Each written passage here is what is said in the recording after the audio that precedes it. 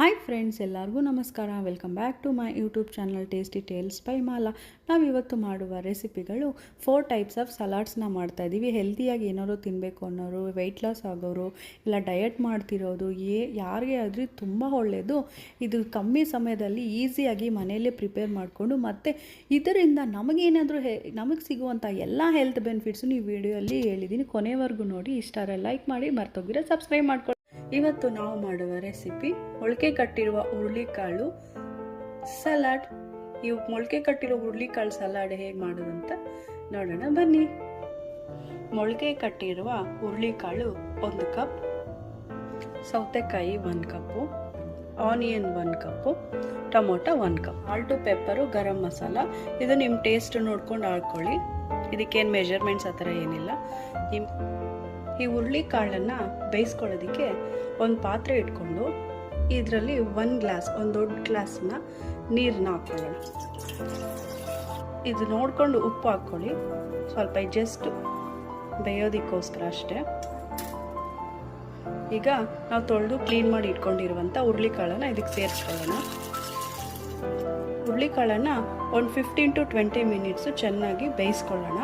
ಬೆಂದಮೇಲೆ ನಾವು ಇದನ್ನು ನೀರೆಲ್ಲ ತೆಗೆದುಬಿಟ್ಟು ಹುರುಳಿಕಾಳನ್ನು ತಗೊಂಡು ಸಲಾಡ್ ಮಾಡಿ. 15 ಮಿನಿಟ್ಸ್ ಆಯಿತು, ಚೆನ್ನಾಗಿ ಬೆಂದಿದೆ. ಲೋ ಫ್ಲೇಮಲ್ಲಿ ಇಟ್ಕೊಂಡಿದ್ದೀನಿ.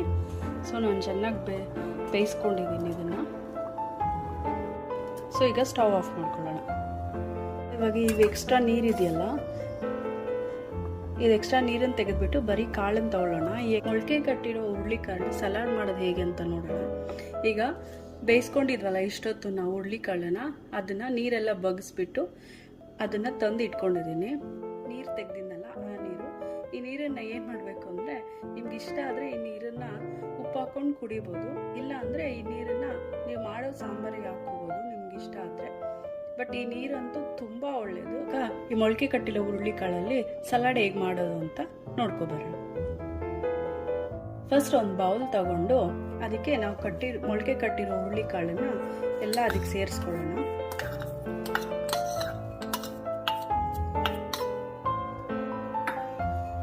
ನೋಡಿ ಚೆನ್ನಾಗಿ ಬೆಂದಿದೆ. ಸೊ ನಾವು ಆಲ್ರೆಡಿ ಉಪ್ಪು ಹಾಕಿದ್ದೀವಿ. ನೆಕ್ಸ್ಟ್ ಟೈಮ್ ಉಪ್ಪು ಹಾಕೋರು ಹಾಕೊಳ್ಳಿ. ಸೊ ಟೊಮೊಟೊ, ಒಂದು ಚಿಕ್ಕ ಮೀಡಿಯಂ ಸೈಜ್ ಟೊಮೊಟೊ ತಗೊಂಡಿದ್ದೀನಿ ನಾನು.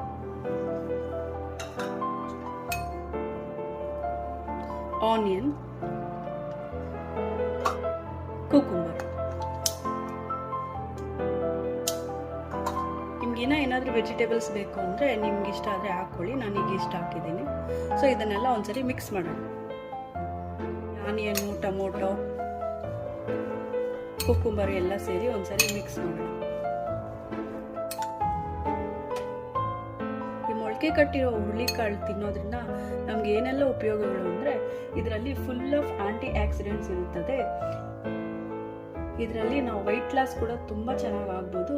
ಇದು ನಮ್ಮ ಬೋನ್ಸ್ಗಂತೂ ತುಂಬ ಒಳ್ಳೆಯದು. ಇದರಿಂದ ನಮ್ಮ ಲಿವರ್ ಕೂಡ ಪ್ರೊಟೆಕ್ಟ್ ಮಾಡುತ್ತೆ. ಇದರಲ್ಲಿ ತುಂಬ ಲೆಸ್ ಕೊಲೆಸ್ಟ್ರಾಲ್ ಇರೋದ್ರಿಂದ ಆರಾಮಾಗಿ ನಾವು ಇದನ್ನ ಸೇವನೆ ಮಾಡ್ಬೋದು. ಇದರಲ್ಲಿ ಇಷ್ಟೇ ಅಲ್ಲ, ಇನ್ನೂ ತುಂಬ ಹೆಲ್ತ್ ಬೆನಿಫಿಟ್ಸ್ ಇರುತ್ತೆ. ಸೊ ನಿಮ್ಮ ಮನೇಲಿ ಒಂದ್ಸರಿ ಇದನ್ನ ಟ್ರೈ ಮಾಡಿ. ಪೆಪ್ಪರ್ ಪೌಡರ್ ಹಾಕೊಳ್ಳೋಣ. ಇದು ನಾನು ಹೇಳಿದ್ದೀನಲ್ವ, ನಿಮ್ಮ ಟೇಸ್ಟ್ ನೋಡ್ಕೊಂಡು ಹಾಕ್ಕೊಳ್ಳಿ. ಸೊ ನಾನು ಸ್ವಲ್ಪ ಹಾಕ್ಕೊಳ್ತಾ ಇದ್ದೀನಿ. ನಾವು ಆಲ್ರೆಡಿ ಇದು ಬೇಯೋದಕ್ಕೆ ಸಾಲ್ಟ್ ಹಾಕಿರೋದ್ರಿಂದ ಸೊ ನಾನು ಸ್ವಲ್ಪನೇ ಸಾಲ್ಟ್ ಹಾಕ್ತಾ ಇದ್ದೀನಿ. ಸ್ವಲ್ಪನೇ ಸಾಲ್ಟ್ ಅಂಡ್ ಸ್ವಲ್ಪ ಗರಂ ಮಸಾಲ. ನಿಮ್ಗೆ ಇಷ್ಟ ಆದರೆ ಚಾಟ್ ಮಸಾಲ ಕೂಡ ಹಾಕ್ಕೊಳ್ಳಿ, ಬಟ್ ನಾನು ಹಾಕ್ತಿಲ್ಲ ಇಲ್ಲಿ.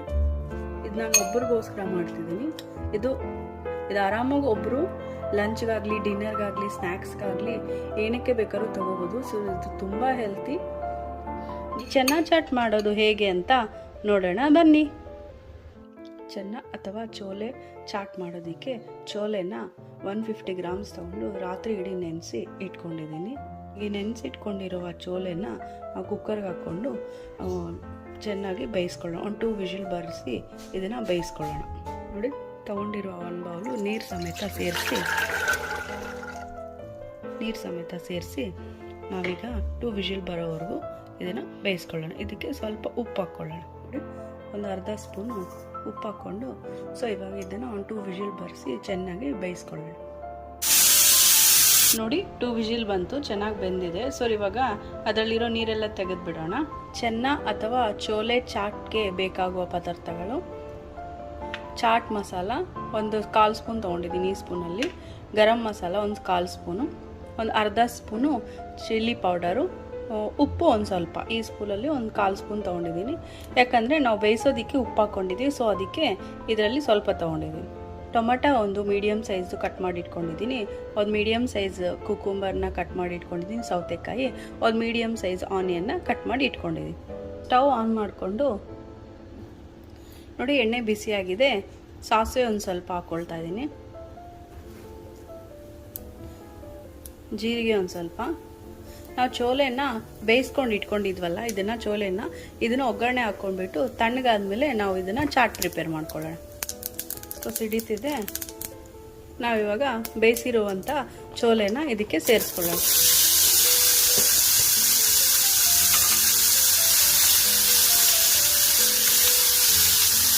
ಸ್ವಲ್ಪ ನೀರೇನಾದರೂ ಇದ್ರೂ ಬೇಯಿಸ್ಕೊಳ್ಳೋವಾಗ ಎಲ್ಲ ಹೊಟ್ಟೋಗ್ಬಿಡುತ್ತೆ. ಈ chat masala, garam masala, chilli powder, ಉಪ್ಪನ್ನ ಇದಕ್ಕೆ ಸೇರಿಸ್ಕೊಳ್ಳೋಣ. ಸೇರಿಸ್ಬಿಟ್ಟು ಒಂದ್ಸರಿ ಕಲಿಸ್ಕೊಳ್ಳೋಣ. ತಣ್ಣಗಾದ್ಮೇಲೆ ನಾವು ಇದಕ್ಕೆ ಟೊಮೊಟೊ, ಆನಿಯನು, ಕುಕುಂಬರ್ ಸೇರಿಸಿ ಚಾಟ್ ಮಾಡ್ಕೊಳ್ಳೋಣ. ನೋಡಿ ಒಂದು ಬೌಲ್ ತೊಗೊಂಡು ಬೇಯಿಸಿರುವಂಥ ಚೆನ್ನ ಹಾಕಿದ್ದೀವಿ. ಇದಕ್ಕೆಲ್ಲ ಮಸಾಲೆ ಒಗ್ಗರಣೆ ಎಲ್ಲ ಹಾಕ್ಕೊಂಡು ತಣ್ಣಗಾದ್ಮೇಲೆ ಈಗ ಚಾಟ್ ಮಾಡೋದಕ್ಕೆ ನಾವು ಕುಕುಂಬರ್ನ ಸೇರಿಸ್ತಾ ಇದ್ದೀವಿ. ಟೊಮೆಟೊ,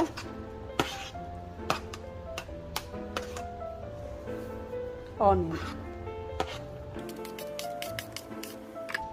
ಇದೆಲ್ಲ ಸೇರಿಸಿ ಒಂದ್ಸರಿ ಮಿಕ್ಸ್ ಮಾಡ್ಕೊಳ್ಳೋಣ.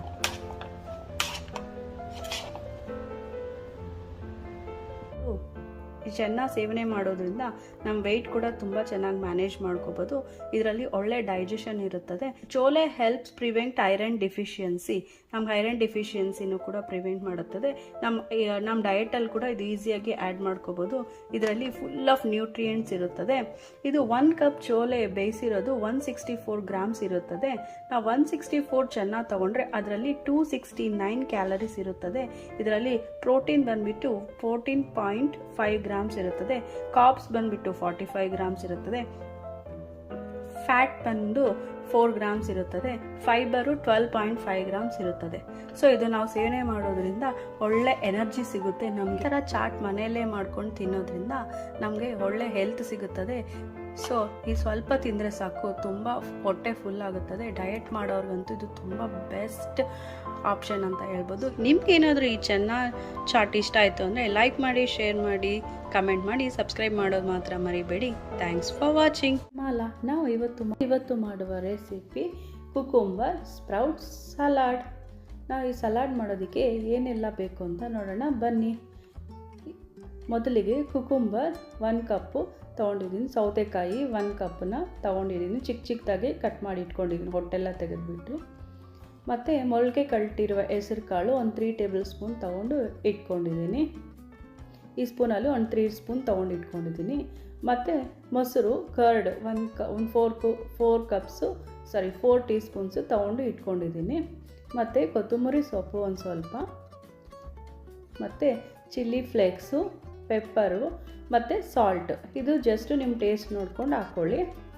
ಮೊದಲಿಗೆ ಒಂದು ಬೌಲ್ ತೊಗೊಂಡು ನಾವು ಕಟ್ ಮಾಡ್ಕೊಂಡಿಟ್ಟಿರುವ ಕುಕುಂಬರ್ನ, ಸೌತೆಕಾಯಿನ ನೀಟಾಗಿ ಬೌಲಿಗೆ ಸೇರಿಸ್ಕೊಳ್ಳೋಣ. ನೋಡಿ, ಸೊ ಮತ್ತೆ ನಾವು ಇಷ್ಟು ಸ್ಪ್ರೌಟ್ಸನ್ನು ಕೂಡ ಇದಕ್ಕೆ ಸೇರಿಸ್ಕೊಳ್ಳೋಣ. ಇವಾಗ ಮೊಸರನ್ನ ಈ ಬೌಲಲ್ಲಿ ಸೇರಿಸ್ಕೊಂಡು ನೀಟಾಗಿ ಎಲ್ಲ ಸೇರಿಸ್ಕೊಳ್ಳಿ.